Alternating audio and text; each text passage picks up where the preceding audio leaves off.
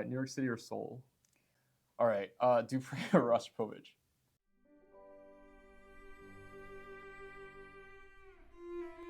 Welcome to another episode of the Whole Note Podcast. My name is Gaeun Kim, and today we will be joined by cellist Gaeun Kim. Gaeun has received international recognition, having been a top prize winner at the Popper International Cello Competition and first prizes at the Schatz String Competition and Klein International Competition. She has performed with orchestras both here in the States and abroad, including the Helsinki Philharmonic Orchestra, the Santa Cruz Symphony Orchestra, and many more. We sat down as she shared with us her experiences at both the Popper International Competition and Schatz String Competition. She also shared with us a little bit about her studies with the great renowned cellist Gautier Capucon and much more. Thank you so much for joining us today.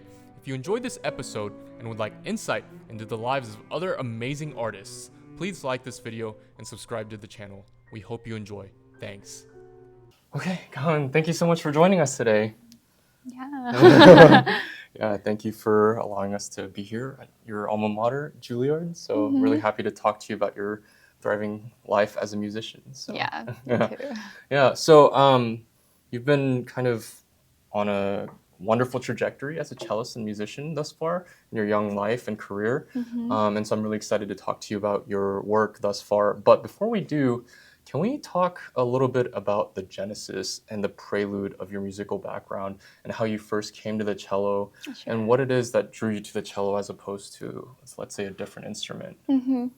So when I was little, like 2 or 3 years old, my mom is a flutist, so she always taught students at home, and I was naturally exposed to classical music by that. And whenever my mom was like out of lessons, she realized me like memorizing almost every notes of what she was playing and like singing along it. So like she thought maybe she has a talent of music. And then when I turned 4, she introduced several different instruments at the instrument shop.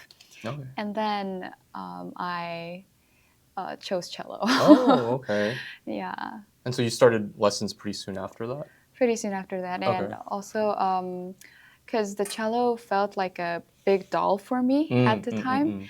I just like tried to make sound whatever I want. And then although it wasn't like a perfect good sound, I felt the resonance inside my heart because it's like hugging the cello. So yeah, since then I really fell in love with cello. That's really interesting. So do you remember that memory of like, you know, having your mom teach and then you just remembering all the notes? Do you remember that? I don't remember that, but I remember the first moment I met the cello. Okay. And so that was like a little after you turned 4? Yes, a little after. Okay. And you started lessons right after that pretty much? Yes, okay. I did. Was it through Suzuki? Yeah. Okay. Yeah. Was flute ever something you considered since your mom was a flutist, or? Of course. But I tried like make sound with flute, but it didn't work actually for like over a month. So both me and my mom just gave up. Was she pretty discouraged that you didn't play flute, or? No, because actually her favorite instrument was also cello. Oh, okay. Although she played flute. So yeah.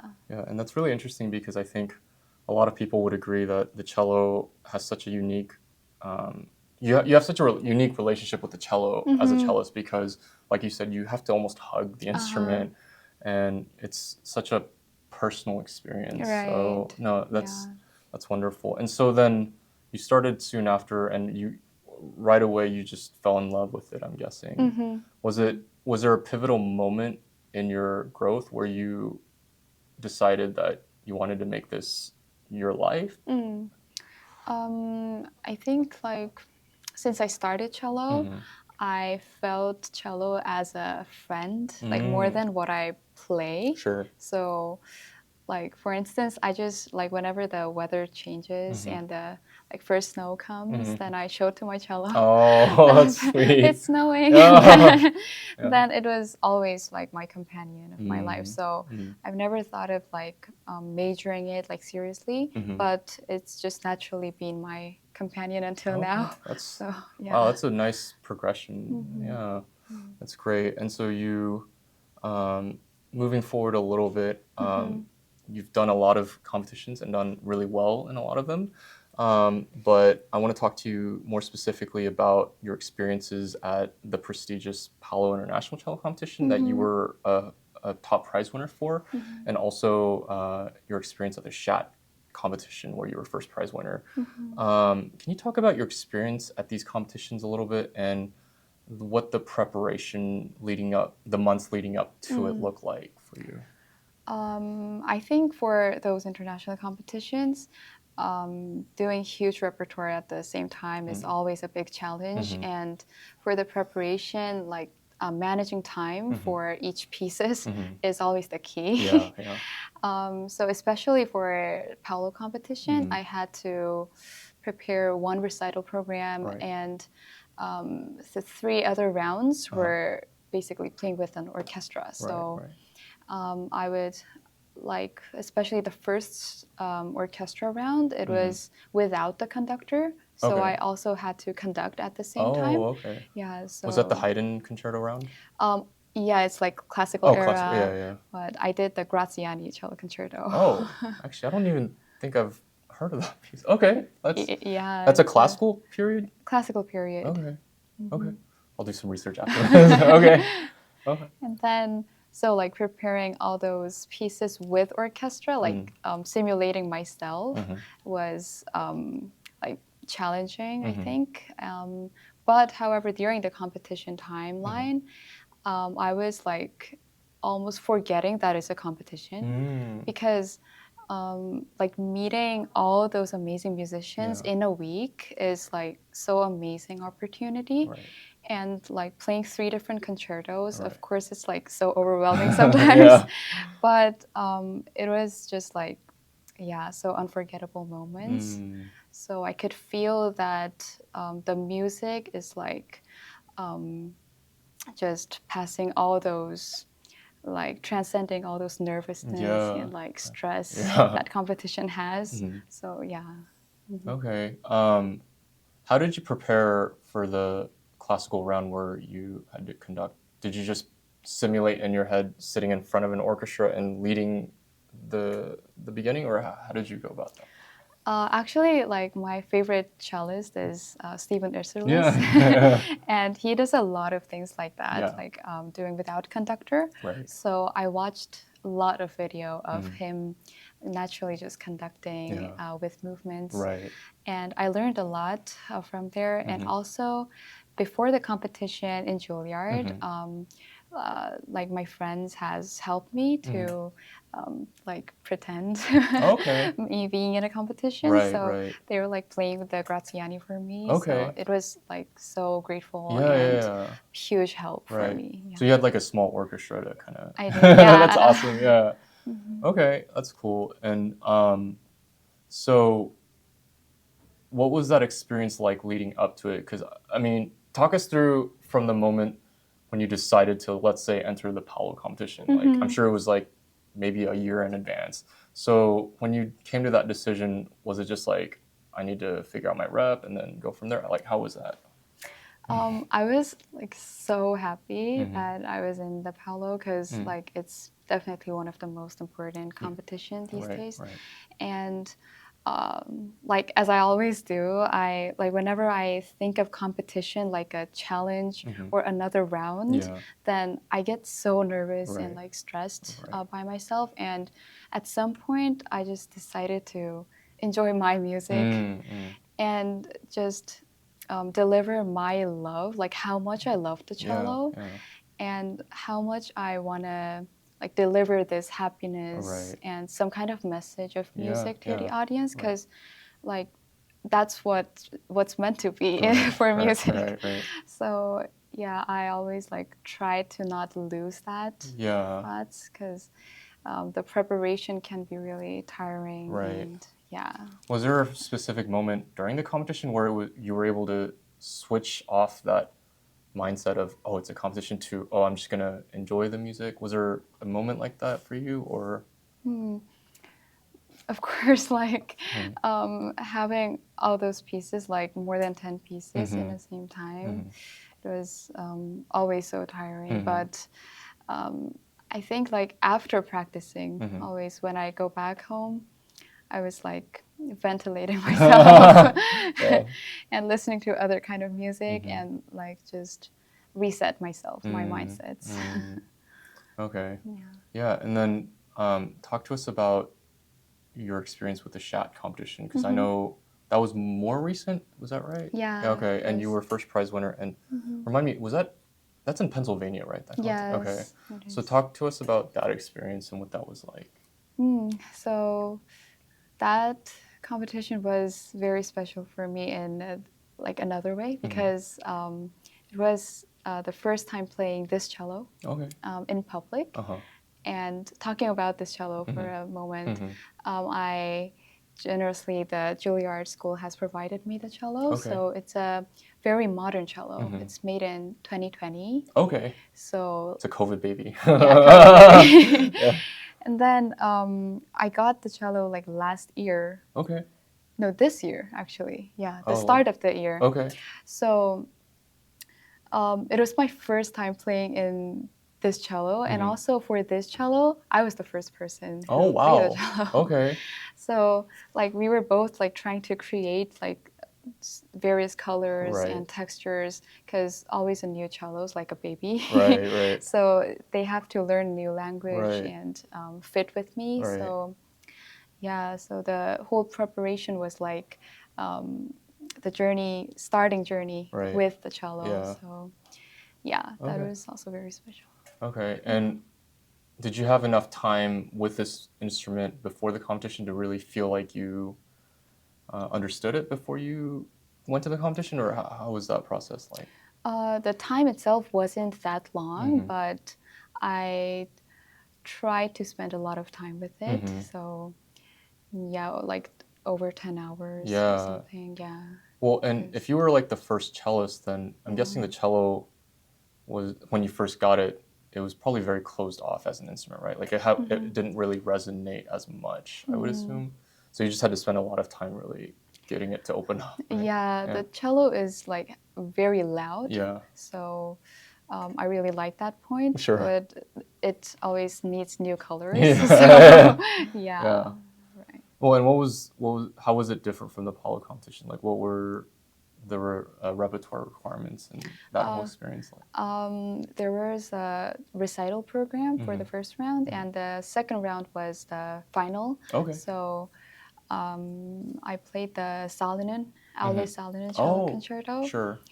with the piano. Okay. So yeah, but they required us to like memorize, all the pieces. Unlike the Paolo competition. So at Paolo, we didn't have to memorize all those like modern pieces. Sure.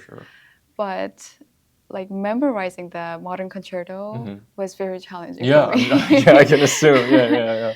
And because I couldn't find any like many relationships between the accompaniment and my cello part. Right. So I had to memorize the timing and everything. Yeah. Yeah, so that was really hard. Okay. So I was like basically doing everything, just like making lyrics into the notes. Okay, good. Yeah, that's smart. Yeah. And matching with my physical movements. Right. That kind of choreography steps. almost. Yeah. But I did it like until the day before the final round. Okay. So it was very risky. I'm sure that was stressful too. Yes, but was that required for everyone in the final round to play that piece in particular? Oh no. Oh, yeah. So you chose it. I chose it. Okay. Wow. Okay, that's very courageous. Wow. So how has that competition, and really all your competitions, helped in terms of just getting performances thus far, you think? The most part, I think, would be the process of getting into the competition. Sure. Because those, I think that's the best moment to practice the hardest. Yeah. So I try my very best to like get over myself, like my limits and stuff. So yeah, I really love the process of being developed and finding myself improved after the competition. Yeah. Well, and I'm curious to talk a little bit more about something you brought up earlier, where you said you were very adamant that you go on stage and just convey a message. You know, it's not about anything else, but just delivering what your thoughts are. Yes. How does one go about that? Because I think, and I've talked to other guests about this, but I think as a performer, it's very easy to get caught up with just playing the notes, right? Playing the right notes, hopefully, and playing in tune for us as string players. Yeah. But at a certain point, we can be analytical in the practice room, but when we're on stage, we almost have to let go of that or trust that our work has done justice enough for us to perform well. So how do you think you have gone about that whole process of overcoming that hurdle mentally?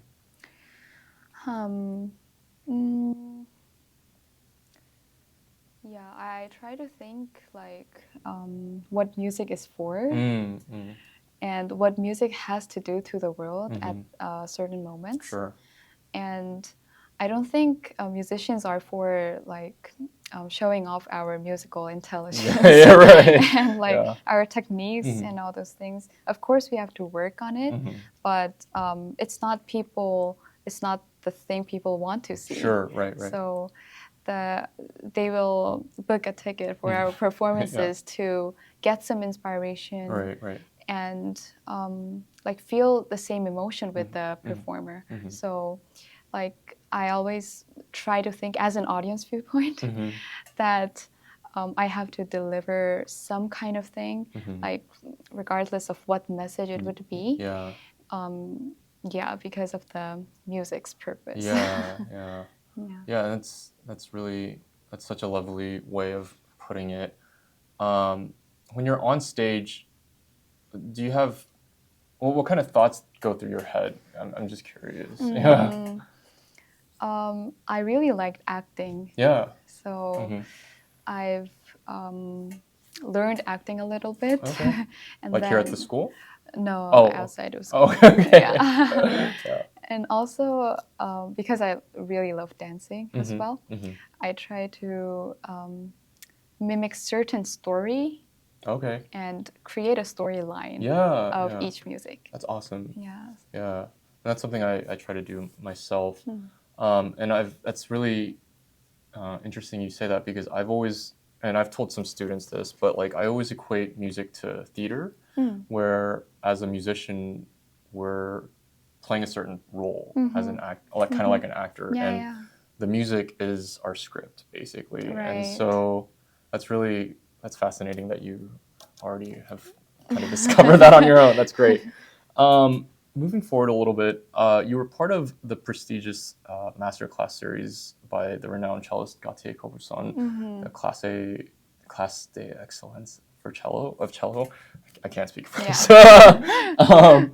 So for those that might not be familiar with these classes, what did these classes look like, and what kind of musical impact did it leave on you as a cellist? Yeah, so it's a masterclass series founded by Gautier Capucon and the Foundation Louis Vuitton in France. Right. So they hold it for 6 months, and he gives master classes like 3 times, I think, per session. Okay. So we should be there like 1 week per month for like 6 months. Wow. Yeah. So it's a 6-month commitment. Yes. You're going back and forth. Back and forth. Okay. And giving some performances and having master classes. And actually, Gautier Capucon has always been my idol from my childhood. So I was just so excited and like very nervous to audition in front of him, because to see him in person. Right. And then when I thankfully got to be announced as one of the winners. It was like totally life-changing experience in a lot of ways because to meet him like every month and talk with him, like talk about music, but also like as a person who loves music. It really was inspiring. And I was back then in Korea. Oh, okay. So moving back and forth like Paris to Korea was like kind of very challenging. Especially because this was during COVID still. Yeah, that's right. But like my passion and my love toward the session was like transcending it, of course. So yeah, it was really life-changing. Well, and I've seen a lot of at least the excerpts that are posted on YouTube. I've seen your class. And yeah, I love the way he's so, his ears are just incredible. Like he hears every little detail and really calls the student out on it. So for you, did it feel like, I mean, I'm sure you obviously loved it and gained a lot out of it, but was it stressful in its own way, kind of, or? For me, I think not at all, because I was just so honored being in the same space and learning from him. So yeah. Okay. And so, what was that process to even get in? Was it so you apply and then if you pass that round, you get a live audition in front of him? Is that? Yes, exactly. Okay. Wow, that's very quick then. Yeah, there's like 2 rounds. I remember they were like 2 days in a row. So, yeah. Wow. And so then for 6 months, you would go once a month, basically. Yes. So did you play, I'm guessing you played different rep every time for him? Okay. Was there a particular class that you will never forget? Or is there? Yeah, there is actually. So I really love the Piazzolla Grand Tango recording of his. So I really wanted to learn that piece from him. And then at that time was like my Juilliard and NEC like college admission time. So I was basically preparing those like admission exam repertories. So, and they actually like didn't require that Piazzolla piece. So I was just learning on the plane to learn from it. Because I remember that was the last session. So yeah, I had a really short time to prepare for the piece and had to like perform in 3 days or something. Yeah, and got 1 master class. So I told him that I'm so nervous this time, especially because I feel like I don't know this piece that well. But I really wanted to learn from you. So that's why I brought this piece. And then he told me, like, you don't have to be worried because the only thing you should do is to dance with the music and enjoy your sound. So yeah, and then I just went into stage and tried to dance within the music. And it really worked. So like I still really can't forget that words and like always keep that in mind whenever I'm like having stage fright. Well, and how many people or how many cellists did he accept per year, I guess, per 6 months, I guess? Like how did that work?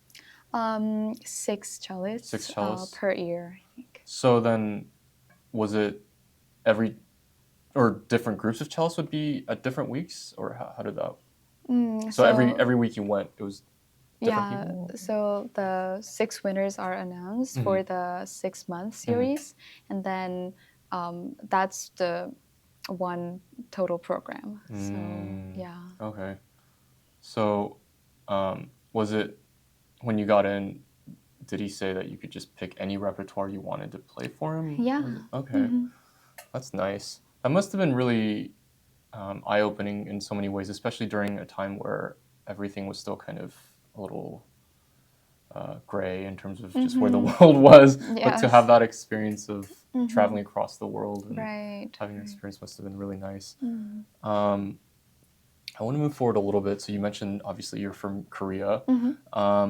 So as a cellist of Korean background, obviously you're aware of the recent rise of just the phenomenal classical musicians that have come from our country. I'm curious, as someone with that background, why do you think this is, and how do you think classical music in Korea has evolved in recent years to lead us to this point? So I certainly think that there's like a distinct characteristic of a nationality of being very strict to ourselves and like working really hard to each of our goals. So like knowing that, I definitely think that really helps. But also, like regardless of any nationality, I do think the passion and love toward music, they should really transcend the hard and dark times that we all should have to become a good musician. And like if that really works out and connects to the audience's mind, then that becomes a like good result and achievement. So. Well, and do you think, at least recently, we've seen, people like win international competition, out of Korea, and I think we've always, like you said, had that culture of working really hard for our goals, but there's something very special of like this current wave of classical musicians, and I think a lot of that was probably the foundation was laid, 40 years ago with like the Chung Trio and other great Korean luminaries. But what do you think, teachers have maybe shifted a little bit in Korea of how they teach, or what else do you think maybe contributed to this rise?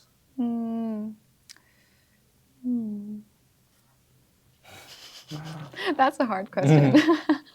Okay. Yeah, definitely.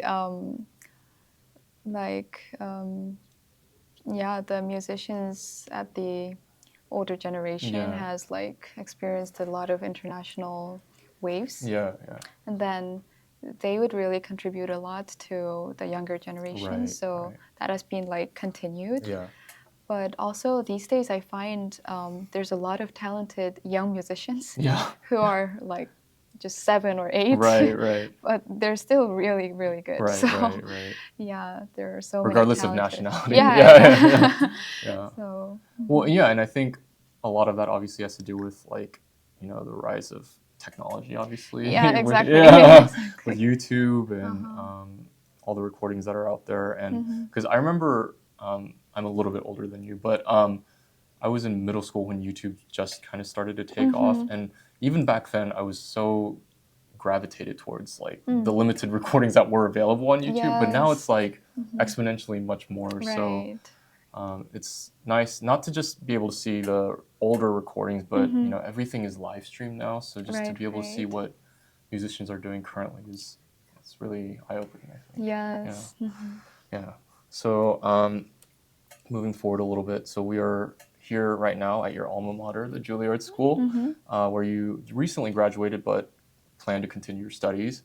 What made your time here so special thus far, and can you share with us some of the invaluable things that you've gained from this place? So Juilliard has really opened my eyes toward music in a lot of ways, but especially when I first got in, I was an international student, so I grew up my whole life in Korea, so I wasn't really like exposed to English and like studying everything in English. And I think there's a lot of like academic requirements and those studies outside of music that Juilliard requires us to do. So it was very challenging for me at first to adapt to that, but like more and more as I study and get involved with different kind of things besides music, I realize that it's true that how like as more you know and learn is they all contribute to our own music, and that's what actually make ourselves grow Yeah. and become a better musician. Yeah. Not only like practicing 10 Yeah, hours all day. right. So yeah, I in that way, Juilliard has made me grow a lot. Yeah. And also, the first year was COVID year, Yeah. so I couldn't meet many people. Yeah. Everything was on Zoom. Mhm. But after that year, I came here and was like so surprised that these amazing artists are all around me. Right. And I was so grateful and lucky to call them as my colleagues Yeah. and just be with them all the time. Yeah. That really inspired me. Yeah. Well, and I think the thing about what you said earlier about just having to live life with the good and the bad, and that all contributes to your music.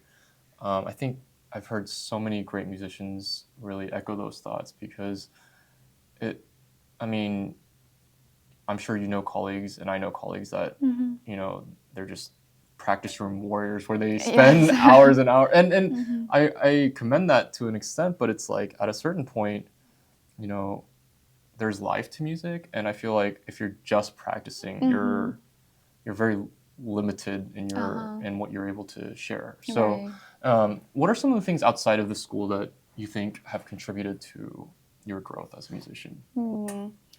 I was very inspired by the dancers, Oh, actually. okay. Yeah, because there's a class we take as like all of the students come in the same classroom and they have to collaborate Okay. with like certain groups, small groups. Sure. And then they share some kind of like project within one kind of subject. Okay. So like doing that, I was like so opened Yeah. that because like for instance when we talk about some subject, musicians only try to connect with it with music Yeah. and try to think about the similar musical like ideas, but dancers were like just immediately dancing with that subject. Yeah. So that kind of stuff's really opened me up. Yeah. Were there experiences outside of the school that you think have also helped? I mean, being in New York, I'm sure you can find inspiration everywhere.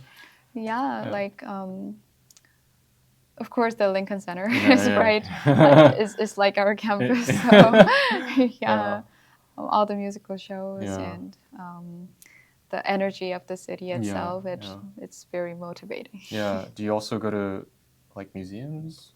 Yes, I do. Yeah. Yeah. Yeah. I think it's always important to remember that we can find inspiration in really anything in life, really. Yes, So, yes. yeah. All right. I want to transition a little bit to this segment that I've been doing with my more recent guests called the quarter note questions. So I'll ask like short little, you know, yes or no kind of questions, and Okay. it's quarter notes, so we'll just Okay. go. It won't be rapid. So yeah. First one, coffee or tea? Tea. Tea? Yeah. In the morning? Yes. Okay. What kind of tea? English breakfast. Oh, really? Yeah. Okay. Nice. Early morning or late night practice? Early morning. Really? Yeah. How early? 11 is it Oh, morning? is 11 early? I didn't. Okay. Is that when you get up? No, I'm just kidding. Almost. Okay. All right. New York City or Seoul? New York City for now because I'm here. Okay. Yeah. That's fair. Sunny or rainy days? Sunny. Sunny. Yeah. It's a good day for that. So, nap or practice before a performance? Before performance? Yeah, before performance. Like the day of the performance. Nap. Nap? Yeah. Yeah. That's good. Favorite meal after a concert?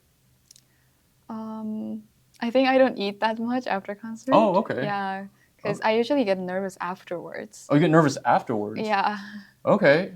I don't know why, Okay. but I do, so. So do you not feel like just empty from the energy of the performance? Like, I think so, maybe. Okay. Yeah. But then that doesn't equate to you wanting to eat something after? No, I kind of lose appetite Oh, after. okay. Yeah. That's fair. Favorite airline to fly with a cello? Is there a good one? I don't even think there is, but I mean. Asian. Yeah. Spicy food or desserts? Desserts. Desserts. Mm. Okay. Favorite box sweet? Number 2. Number 2? Mm-hmm. Okay, that's an interesting one. Okay. Is that just, that's always been the case, or is that something more recently? It's always been, I think. Okay. Like 10 years old. Oh, okay. Yeah. Yeah, I'm surprised. I feel like most people would say like 1, 3, or 6, maybe. I don't know, but D minor, it's one of the darker ones, obviously. So, Right. Yeah. Favorite Beethoven sonata? Number 4. Number 4, C Mm-hmm. major. Yeah. Dvorak or Schumann concerto? Schumann. Yeah. To perform or to listen to, or both? To listen to, I think Dvorak. Oh, really? Yeah. Okay. So you'd rather play the Schumann? Yeah. But Really? I love playing Schumann. Okay. Yeah. Man, that opening is just so like. It is. Okay. One cellist, dead or alive, that you would like to meet? Stephen Easterlis. Yeah. Yeah. Mm-hmm. Oh, you're just gonna miss him next year. We talked about it before. Okay. One composer you wish you could talk to? I actually recently had, and that came true in life. Oh, okay. Yeah, so I really respect Fazil Say's Okay, pieces, yeah. and I've played his cello sonatas for like many times. Sure. And like he really inspired me in so many ways musically. So, and then when he was touring the States like recently, I got to meet him like in the backstage of Carnegie. Yeah. Like dream come true. Yeah. What pieces were being performed of his at Carnegie? Oh, he was mostly playing his pieces. Oh, he was okay. Yeah, and also like different pieces like Okay. Is there a composer that's dead that you wish you could talk to? Bach. Bach? Okay. Yes. That's a safe answer, yeah. Okay, instrument you would play if you didn't play cello? Instrument? Yeah. I don't think I'll play any instrument. Oh, okay. So you're pretty happy with, okay. I'm really happy I would with hope so. cello. Yeah. I'm curious. Well, I don't know if this answer is going to change, but is there a career that you would choose if you didn't go into music, you think? Is particular interest? Like actress, maybe. Okay. Yeah. You really seem to like the idea, or is it just acting, huh? Yeah. Right. Theater or like maybe TV or movie? Both, I think. Yeah. All right. Dupri or Rostropovich? Oh. That's a hard one. Yeah. Rostropovich. Other favorite 20th century cellists that you have? Starker. Starker? Oh, okay. Yeah. Yeah, his Kodai is. Yeah. Okay. Well, this has been really fun, and thank you for sharing all that you've shared. Yeah, thank you. Before we go, can you share any final words of wisdom with our audience, especially the younger ones that may be cultivating their own particular passion for music? I would say to experience a lot within music, but also beyond it. Yeah. Because every experience, like especially if you're younger, like the emotions you feel and think about, and the connections like you make with different people and cultures, and also like knowledges outside of music. Right. There's so many things you can learn from and get inspired from. So like all those things really gain to our own music and will make the performances more sincere and compelling. So yeah, I want to say experience a lot. Yeah, that's great advice. Well, thank you so much for joining us today, and thank you for allowing us to be here at Juilliard with you. Yeah, thank you so much. Yeah. All right, till next time. Yeah.